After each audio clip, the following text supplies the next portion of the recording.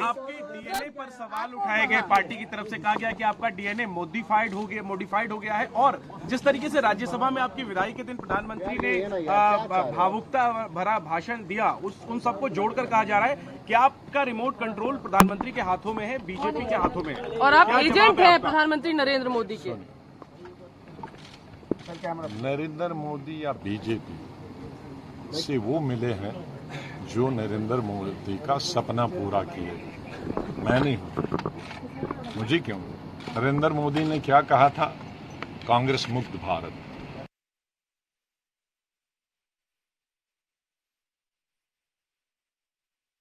कांग्रेस से इस्तीफा दिया है, अपना ही घर छोड़कर चले गए, किराएदार से भी बुरी स्थिति हो गई। क्योंकि घर वालों ने घर छोड़ने पे मजबूर किया, घर वालों ने घर छोड़ने पे मजबूर किया, और जहां घर वालों को लगे कि ये आदमी नहीं चाहिए, और आदमी को भी लगे कि यहाँ हमको पराया समझते हैं, तो अकल आदमी, मंद आदमी का काम है कि वो घर छोड़ के निकल जाए। सर, मोदी का आपके डीएनए पर सवाल उठाए गए, पार्टी की तरफ से कहा गया कि आपका डीएनए मॉडिफाइड हो गया है, और जिस तरीके से राज्यसभा में आपकी विदाई के दिन प्रधानमंत्री ने भावुकता भरा भाषण दिया, उन सबको जोड़कर कहा जा रहा है कि आपका रिमोट कंट्रोल प्रधानमंत्री के हाथों में है, बीजेपी के हाथों में है, और आप एजेंट हैं प्रधानमंत्री नरेंद्र मोदी के। नरेंद्र मोदी या बीजेपी से वो मिले हैं जो नरेंद्र मोदी का सपना पूरा किए। मैं नहीं हूं, मुझे क्यों? आज क्यों ऐसी स्थिति बनी कि आप अपना ही घर छोड़कर चले गए, किराएदार से भी बुरी? और एज लीडर अपोजिशन में पहली स्लिप से देखता था, उनकी स्लिपें उसको आती थी, इनकी स्लिपें उसको जाती थी। दिन में तकरीबन 100 स्लिपों का उनके बीच में एक्सचेंज होता था। वो हमारा डीएनए चेंज कर रहे। सबसे ज्यादा अफसोस तो यही है कि आउटसाइडर, जिनको कांग्रेस का कोई अता पता नहीं है, जो चापलूसी करके या ट्वीट करने के लिए उनको पद मिले हैं, वो आरोप लगाएं तो हमें बहुत अरे सुनो भाई, बोलने दीजिए भैया, आप भी तो कर सकते हो ये चीजें, ये तो सबके लिए। बोलिए सर। तो वो हम पर आरोप लगाएं, सामने कैमरास हैं, हाँ। और सब कोई दूसरा कांग्रेसी जिसने हमारे साथ काम किया है तो इसलिए। और मैं ये कह रहा था कि आप पढ़े लिखे लोग हैं, आपने मोदी साहब की एक स्पीच देखी, और अगर किसी को इतना अनपढ़ और जाहिल है कि उस स्पीच के कंटेंट्स पढ़े, जो स्पीच मोदी साहब ने की, उसने मेरे लिए नहीं लोया कि गुलाम नबी जाएगा हाउस से तो मेरा खाना हजम नहीं होगा। उसने एक घटना के बारे में बात की।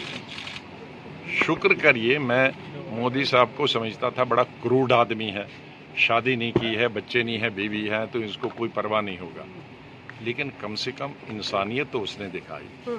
जब मैं चीफ मिनिस्टर था कश्मीर में, और गुजरात की टूरिस्ट बस पे गाड़ी के अंदर, नॉर्मली गाड़ी के बाहर लगता है ग्रेनेड, शीशा खुला था तो ग्रेनेड गाड़ी के अंदर बस्ट हुआ, तो लोग ऑन स्पॉट मर गए, किसी टांग नहीं थी, किसी की यहाँ नहीं थी, जख्मी हो गए। तो जब सीएम का गुजरात का फोन आया तो आई वॉज क्राइंग, रो नहीं रहा था, क्राइंग जोर जोर से, तो मैं रो रहा था। तो मोदी साहब ने फोन मेरे ऑफिस वालों ने कान में दिया, तो मैंने कहा भाई मैं बात नहीं कर सकता हूँ, तो उन्होंने आवाज मेरे रोने की सुनी। तो फिर मैंने उनको यही कोई कहा, तुम उनको बताओ मैं अभी बात नहीं कर सकता, मुझे पहले इनकी टांगें बाजू जमा करने दो, अस्पताल में इनकी स्टिचिंग करने हैं, जो बच्चे हैं उनको इलाज करना है, जख्मी हुए हैं। फिर दिन भर वो किया, फिर सीएम दिन भर फोन करते थे, कितने मरे, कितने जख्मी होंगे, कैसे भेज रहे हो। पीएम से मैंने जब फोन किया कि मुझे 2 जहाज चाहिए, एक में जख्मी भेजने हैं और एक में मुझे जिंदा ये लाशें भेजनी। जब मैं 4 बजे फिर उनको सियाफ करने गया जहाज में, तो लोगों ने फिर रोना, मेरी टांगें, नाराजगी नहीं दिखाई ना, किसी बच्चों ने कहा मेरे बाप दे दो, पिताजी दे दो, किसी ने कहा मेरे पति दे दो या बीवी दे दो। तो मैं फिर फूट फूट के रोया, जो किसी की टेलीविजन ने दिखाया भी है। फिर उस वक्त पीएम ने आया, ये सीएम गुजरात का फोन आया, अरे स्टार्ट हो गया, मैं बोल नहीं सकता, उसी चौक में मैं बोल जब रहा था तब देखा, उसको देखकर उन्होंने किया तो ये कौन सी बुरी बात, ये मेरे लिए नहीं, उस घटना का वो उसने बताया। मैंने कल दोबारा सुनी स्पीच, उसमें कहा कि जैसे इनके परिवार का कोई आदमी गुजर गया, तो वो उस घटना पर रो रहा था। और मैं जब उसका ये सुना रहा था कि क्यों रोए ये, तो मुझे वो दृश्य याद आया, मैं भी रोना शुरू किया।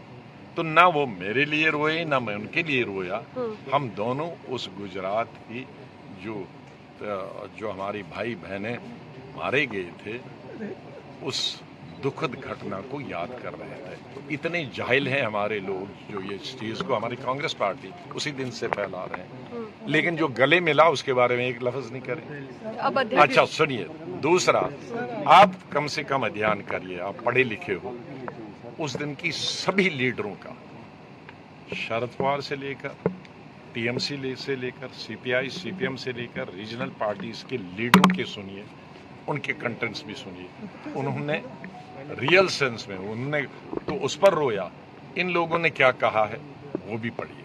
सिर्फ मोदी को सिंगल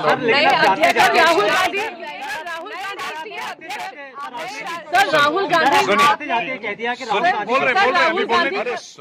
जी, असली मोदी सब बहाना, इनकी आंखों में हम खटकते हैं जिस दिन से हमने वो G23 की लेटर, क्योंकि ये कहते थे कि हमको कोई लेटर लिखना नहीं चाहिए, हम तो कानून से पढ़े हैं, हम पार्टी सिक्योरिटी से पढ़े हैं, कांग्रेस जीरो भी आएगा तो भी कोई नहीं पूछेगा।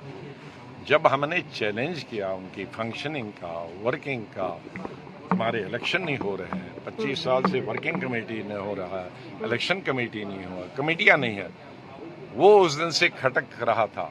उसके बाद बहाने से बहाना करते करते इस स्टेज, और उसके बाद कई मीटिंगें हुई, एक सजेशन भी हम लोग उनकी नहीं माने। हम लोगों ने तो उसी जब लेटर लिखा था, जब मिसेस गांधी के घर में मीटिंग हुई शाम को, 10 हमारे लोग 10, हमने तो उसी में स्पष्ट कर दिया था। मैं पौना घंटा बोला था और अपनी तरफ से सबको बोला था, हमें कोई पद नहीं चाहिए, हमें कोई राज्यसभा नहीं चाहिए, हमें जनरल सेक्रेटरी नहीं चाहिए, हमें पार्टी प्रेसिडेंट नहीं चाहिए, हमें EICC में कोई पद ही नहीं चाहिए। हम 23 अपने आप को ऑफर करते हैं। ये जो इलेक्शन आने वाले हैं 5, उनके लिए कमेटी, कैंपेन कमेटी अभी बनाई है और उस 23 में हम डालें।